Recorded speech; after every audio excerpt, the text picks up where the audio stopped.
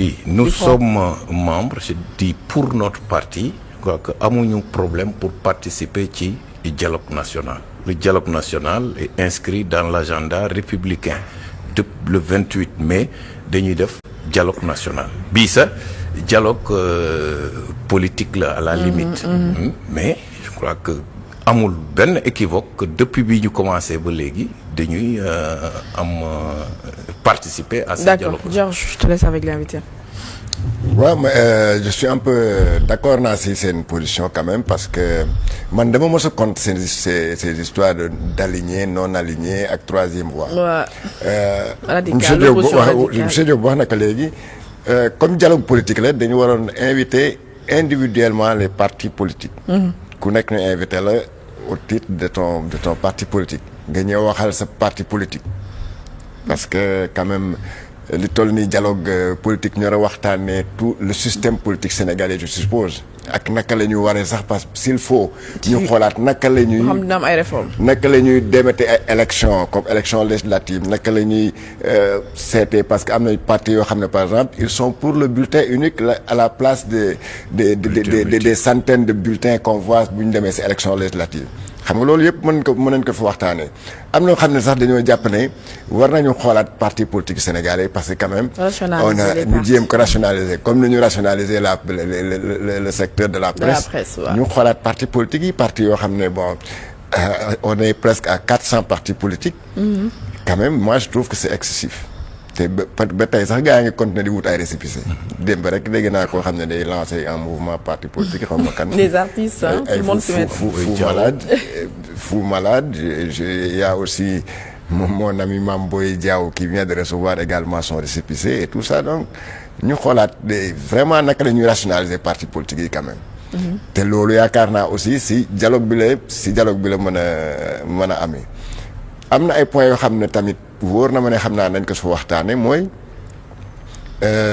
on avait parlé du statut de leader de l'opposition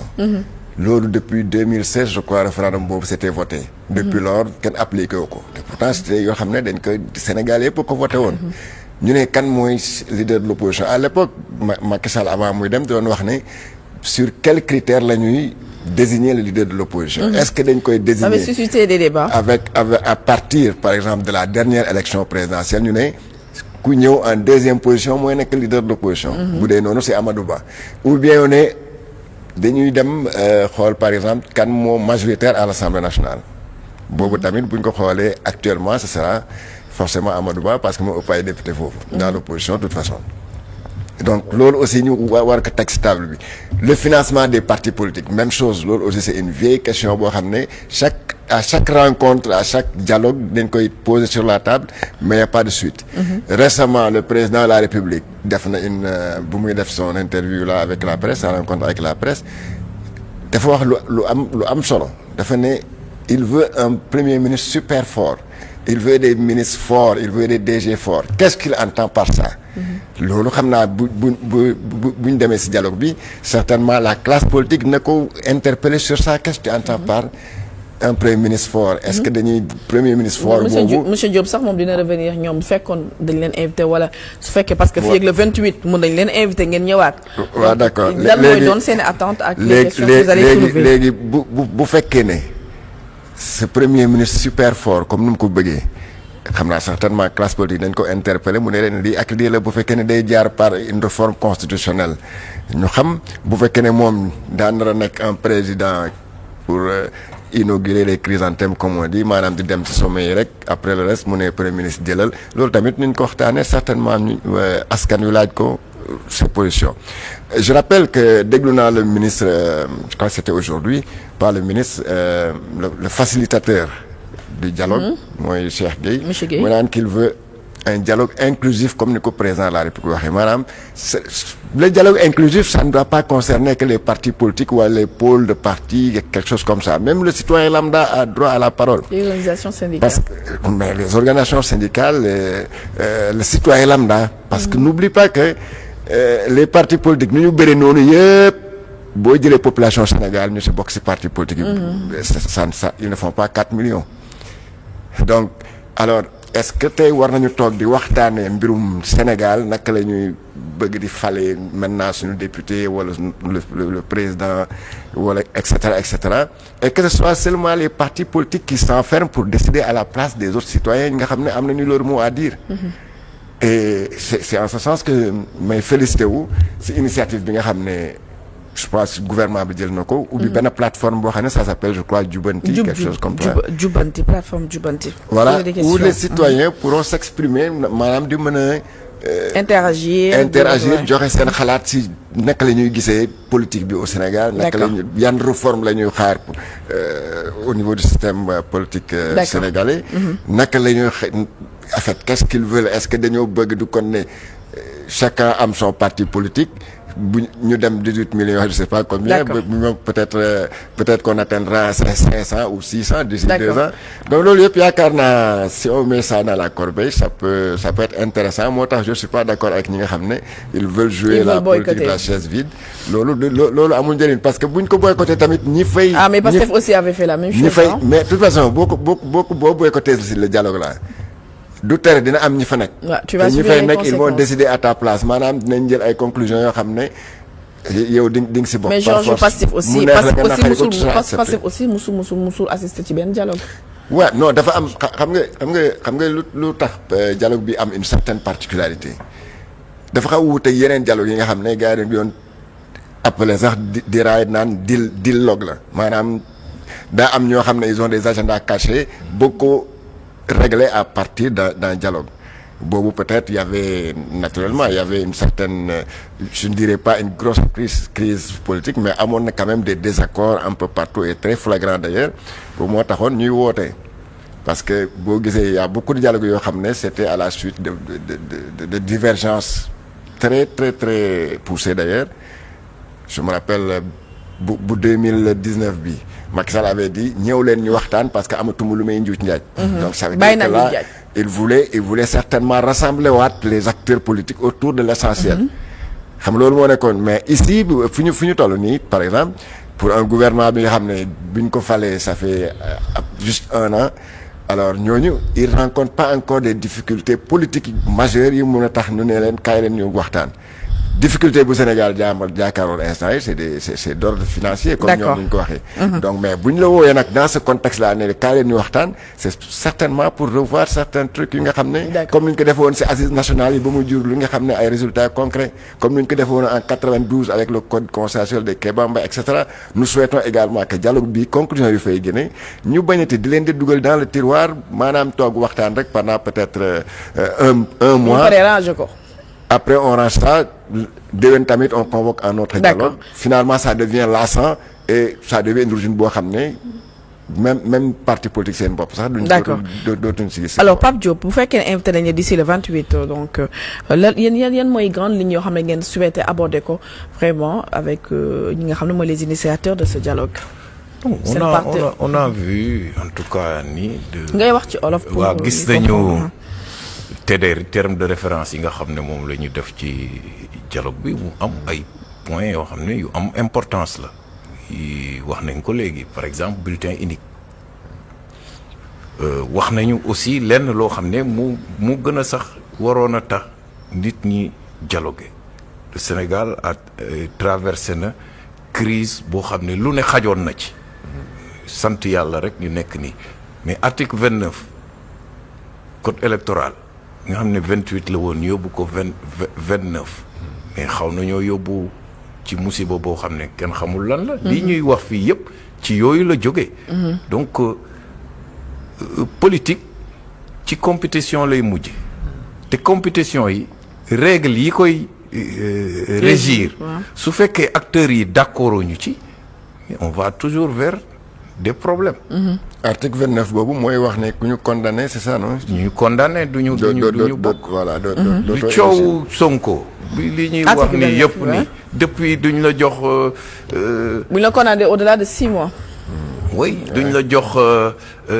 récépissé. les fiches de parrainage ainsi de suite. on va parler de tout cela ci dialogue yi. donc acteur parrainage. parrainage problème mais yëpp bokk na ci TDR yi. si bokk na ci mais yooyu dama ne nit buy def politique munul fekkee fu ñu koy waxee mu ne du ci dem. mu mel ni tëggkat sabar bu ne doo yëngal sa tànk parce que lii dafa soxal réew mi te dafa jot aussi ci loolu ñu régler ko définitivement bañ a def affaire yi mu nekk lu conjoncturel dafay arranger ñi fi nekk di yàqal kële muy sa adversaire politique mais aussi ñu teg loo xam ne Sénégal dina mën am stabilité ci affaire élection ñu mun a dem nag ci comme yi ngay wax noonu muy problème économique problème social problème culture problème sport ainsi de suite mais lii tant que réglé wuñ ko et je crains fort ak ñi ngi am tam kii ci voix yi jóg naan duñu ci dem te ñooñu aussi am lu ñuy représenté ci Sénégal te suba ñu war a bokk ci compétition. Mais c'est leur choix aussi. C'est le droit le plus absolu aussi ne duñ ci mais dem. encore une fois xam nga sànq dañuy wax dara ñu ne parti politique yi dañu bëri mais dans notre code on permet aux 18 millions de Sénégalais yu am à partir de 18 ans mun a nekk benn âge bi mun a nekk candidat kon kay parti politique yaa xëy tuuti nañu par rapport ak li nga yaa ibbi fële. wala soit ñu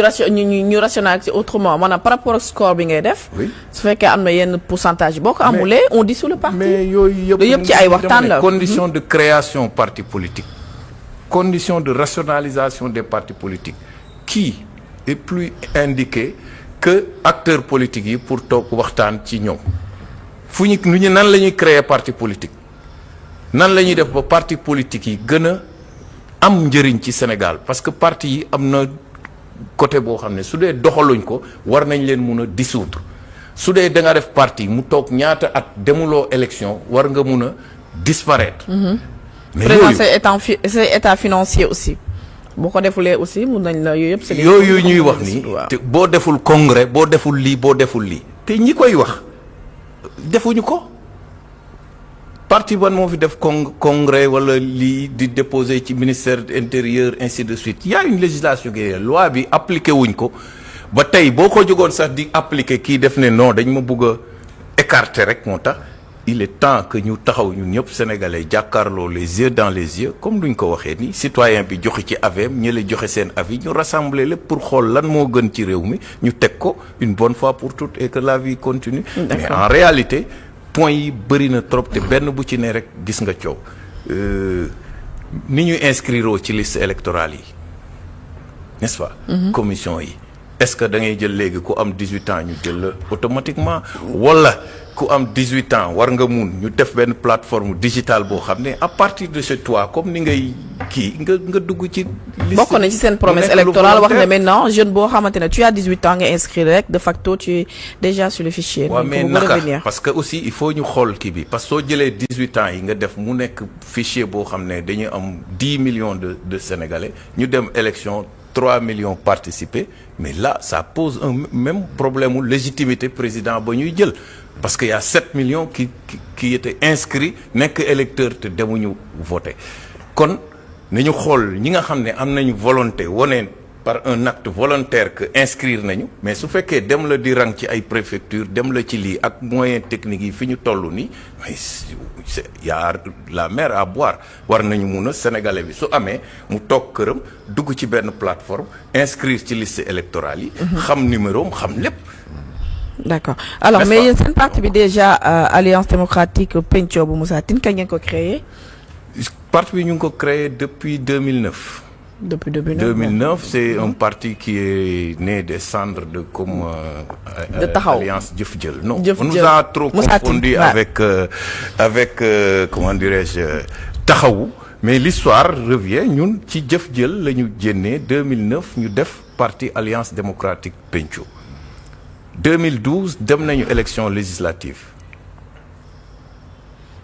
ak Moussa Tine Moussa en 2004 il était député à l'Assemblée nationale bi Talla Sylla démissionné dem na fa ba 2007. man maa ngi fàttaliku Moussa bu mu nekk directeur général en tant que Dakar. oui mais bien avant en tant que Dakar. aussi parce que y a une chose au Sénégal il faut qu'on rappelle un peu parce que c'est des hommes politiques qui sont inconnus aujourd'hui on parle de je vous donne. il n'est pas Moussa Tine n'est pas inconnu.